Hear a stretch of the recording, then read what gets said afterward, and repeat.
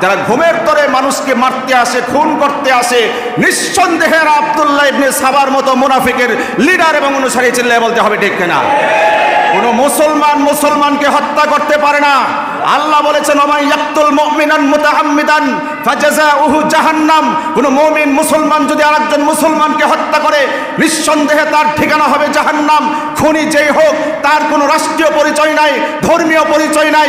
ইসকনকে যেমন আমরা জঙ্গি বলি, ইসরায়েলকে যেমন আমরা জঙ্গি বলি, কোন মুসলমানও যদি মুসলমানকে অনৈতিকভাবে হত্যা করে, খুন করে, নিঃসন্দেহে সেও জঙ্গি। যদি কোনো সংগঠন আক্রমণ করে সেই সংগঠনও জঙ্গি সংগঠন চিল্লায় বলতে হবে ঠিক কিনা?